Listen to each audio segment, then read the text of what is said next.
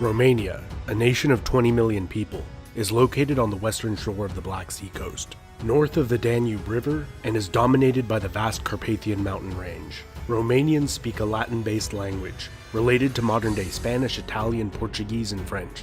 This area was inhabited by many prehistoric cultures, which evolved and thrived there for millennia. The controversial Tataria tablets, discovered on the Transylvanian plateau, are believed by some scholars to be the earliest form of writing yet uncovered, others believing the talismans to merely be meaningful symbols, later derivations of Mesopotamian scripts, or inauthentic.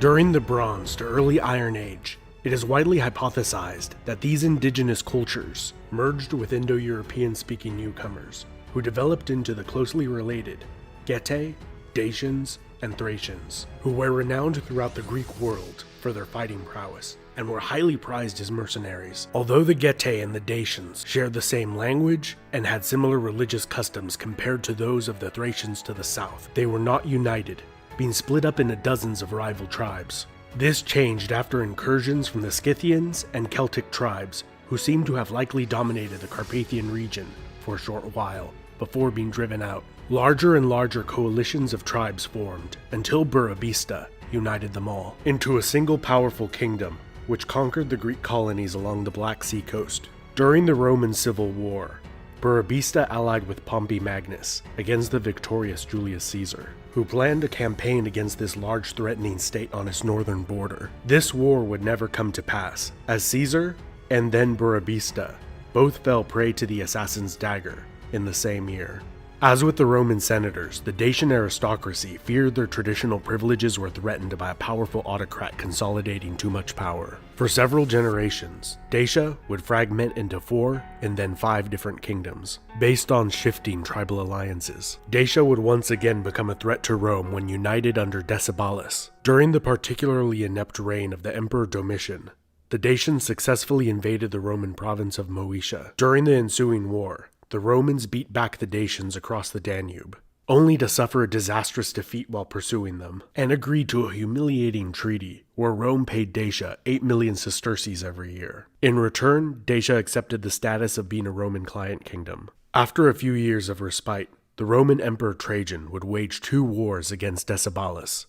During these wars, the Dacians often used shock troops, armed with 2-handed swords that were so effective at piercing Roman helmets that they were modified with a pair of crossbars over the dome of the helmet to mitigate the damage from this weapon.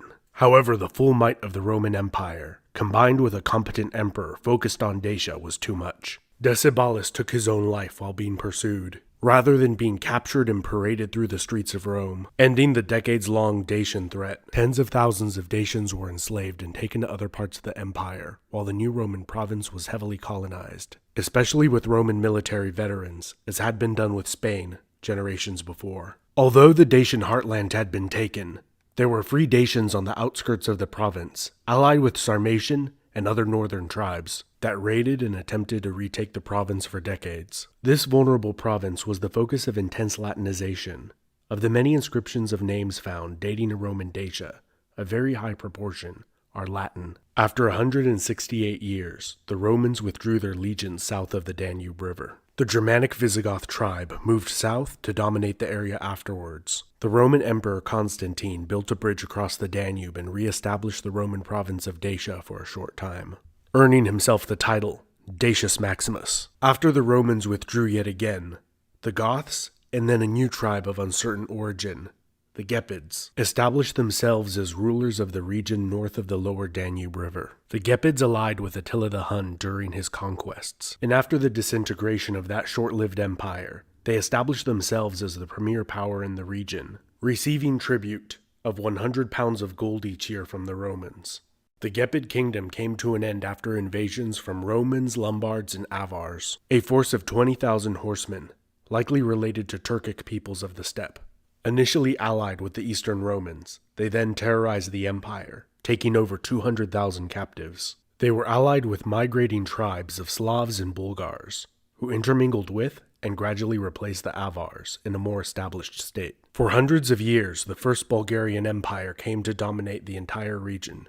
The Bulgars were a longtime enemy and occasional ally of the Byzantine Eastern Romans. Beginning in the late 9th century, the semi-nomadic Magyars conquered the Carpathian Basin and Transylvanian Plateau. The Bulgarian Empire collapsed soon afterwards due to attacks from both the Kievan Rus and then the Byzantine Roman Empire. During this time, the Latin-speaking Vlachs, as the Greek-speaking Eastern Romans referred to them as, gained greater autonomy within and on the fringes of the Kingdom of Hungary. In the mid-13th century, the Mongol Empire devastated the kingdoms and principalities of Eastern Europe. After the Mongols withdrew, 3 Latin-speaking states formed: Transylvania, Moldavia, and Wallachia. Transylvania was a semi-independent vassal of the Kingdom of Hungary, as was Moldavia, although it maintained a much higher degree of autonomy, given its more remote location. In 1330, Wallachia defeated a much larger Hungarian army, establishing itself as a fully independent state.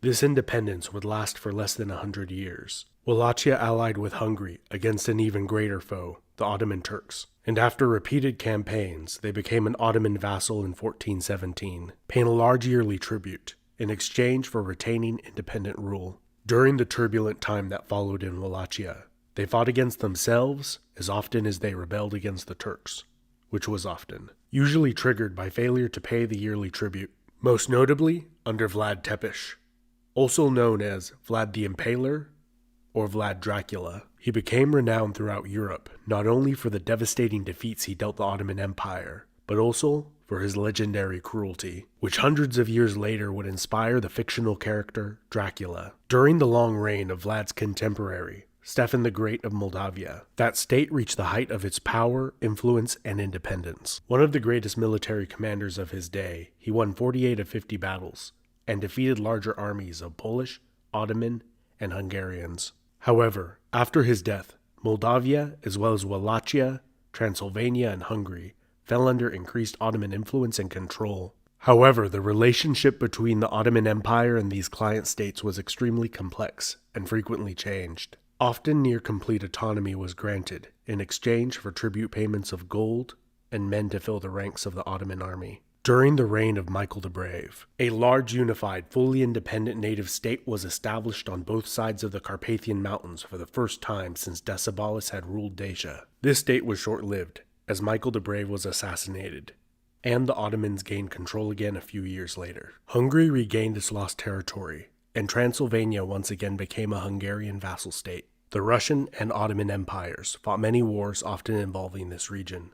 The early 19th century saw a brief period of Russian control of Wallachia and Moldavia, and a series of uprisings and rebellions against the Russian, Austro-Hungarian, and Ottoman rule, as nationalist sentiment continually grew. With the goal of uniting all Romanian-speaking people, Wallachia and Moldavia unified, and obtained their liberty from the Ottoman Empire after the Romanian War of Independence with Russian support, establishing the Kingdom of Romania in 1881. With the outbreak of World War I, Romania declared neutrality, as it was squeezed between 3 great powers. Romania joined the war 2 years later in 1916. By the war's end, Romania had suffered over 500,000 casualties. They had been motivated by the desire to join with the 3 million Romanians of Transylvania. In the treaties following the war, and the collapse of the Austro-Hungarian Empire, this goal was accomplished, creating Greater Romania during the interwar period. During World War II, Romania again had little desire to join the war, including relinquishing large portions of territory. Until under threat of invasion by the USSR,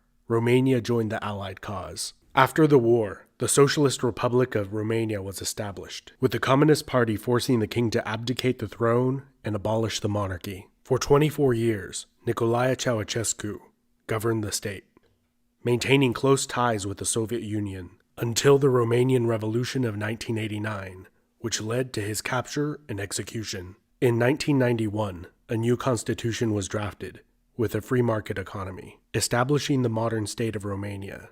In 2004, Romania joined the European Union. In recent times, there has been a movement for reunification with Moldova, which, unlike Romania, had been part of the USSR. And a big shout out to Cosmin, who has been patiently requesting this video for many months, and all my fantastic patrons over on Patreon. Don't forget to like and subscribe. This has been Epimetheus. Thank you so much for watching till the end.